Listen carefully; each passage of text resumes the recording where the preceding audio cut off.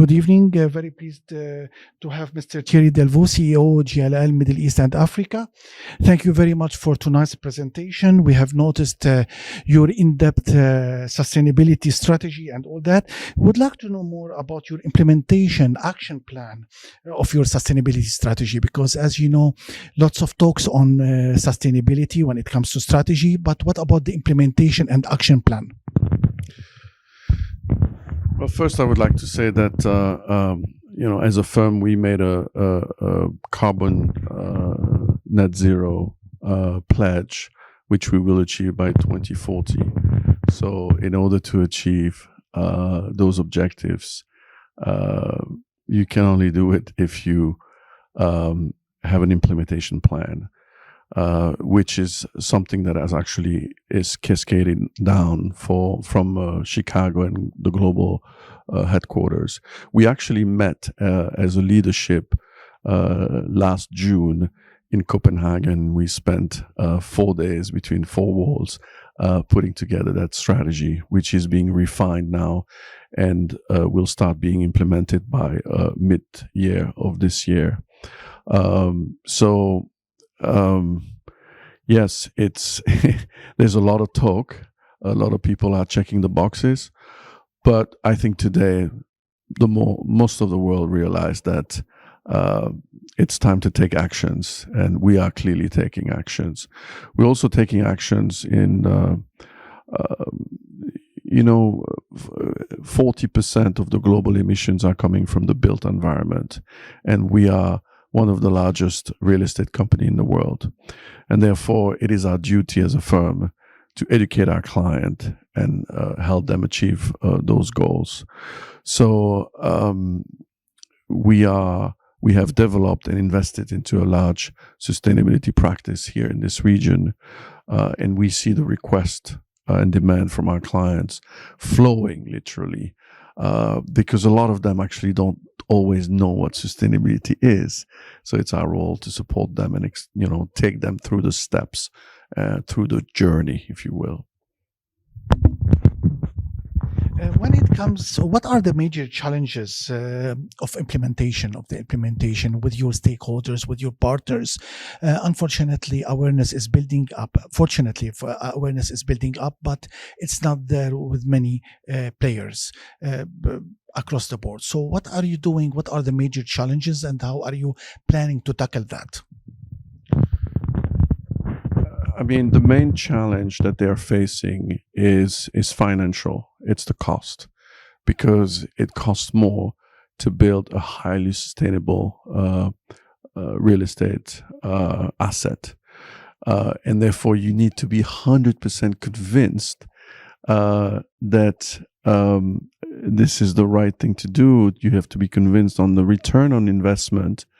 You have to be convinced that you will actually attract higher rental levels before you start the development. So basically, the reason why it's a challenge is that they have to speculatively invest into developing an asset which will cost more money, and hoping that they will achieve the rental levels to hit the targets in terms of a return on investment that they are expecting. So the financial aspect is one of the biggest hurdle for developers to really do the step and go all the way to the top towards, for example, a LEED Platinum certification, which is the highest certification for real estate asset these days. In terms of partnerships, we know that as a fact that public-private partnerships, adding to that the people aspect, as your colleague Hamza just mentioned during the presentation. What are your partnerships with the different stakeholders, with the public, private, people across the board? And how are you getting aligned within all the different stakeholders, different governments, even in the UAE, for example, different emirates across the region, GCC and beyond Africa? How are you aligning yourself and your operations across with the different governments, different players in the private sector, and also with the people and different cultures? Well, it's a relatively easy question in this part of the world because the main actors actually come from the government. The government is actually developing. The government owns a majority stake in a lot of the private development companies. If you look at Saudi Arabia, the government is actually driving all the giga projects. So we are obviously spending a lot of time in this part of the world. Our main clients are actually the governments. So it makes things easier because, as you know, for example, the UAE made a net zero pledge as well, and it's relatively easy for them to implement it because they are the one owning the majority stake in those development companies in the market. So they obviously push through their policies and force the developers to actually build more sustainable real estate. And then from the private market is following very, very closely because if they want to remain competitive, since the public market is actually dominant in this part of the world and is investing in sustainable real estate, the private market has to follow to remain competitive. So we've seen pretty good synergies from that perspective. The other thing is more and more the public sector is actually developing PPP, partnerships with the private government because, yes, they are the one instigating and starting those giga and those mega projects, but they usually try to get part funding from the private market. So more and more those projects will become PPP structures. So yes, we are very, very much involved in that in this part of the world. When you mentioned Saudi Arabia, you mentioned UAE. What about other markets in the region, since you cover a wider region in the entire Middle East and Africa? Let's focus on MENA, let's say, the wider Middle East and North Africa. What are basically the trends and what are you doing in the broader MENA region? I would say that very clearly, Egypt is a big player as well. COP27 didn't happen there for no reason. So Egypt is very, very has a very clear agenda to make the real estate more sustainable. The new capital outside of Cairo is a massive development where sustainability is on the top of the agenda as well. So, and then you look at countries like Morocco that has a certain level of sustainability in their agenda. They might be a little bit behind. And then, to be honest, when you go out of those driving markets in Africa or in the Middle East, that remains there a challenge.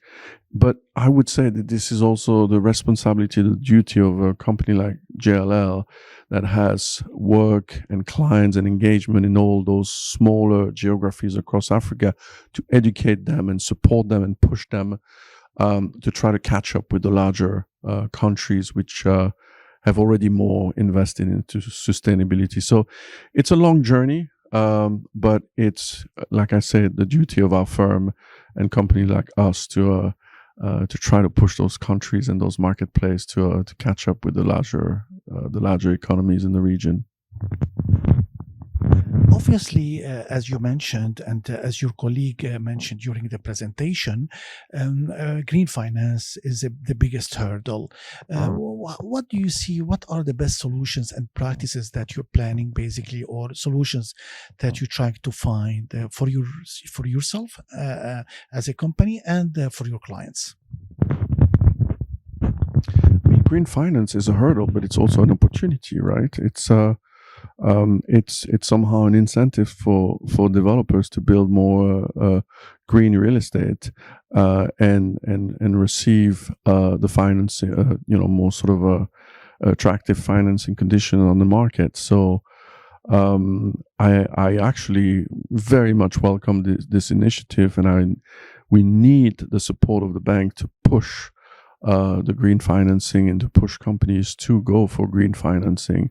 I mean, we've seen again in the larger markets here, and I would say mainly in the UAE, green financing is becoming a bigger trend than in other geographies that are a little bit behind in this region.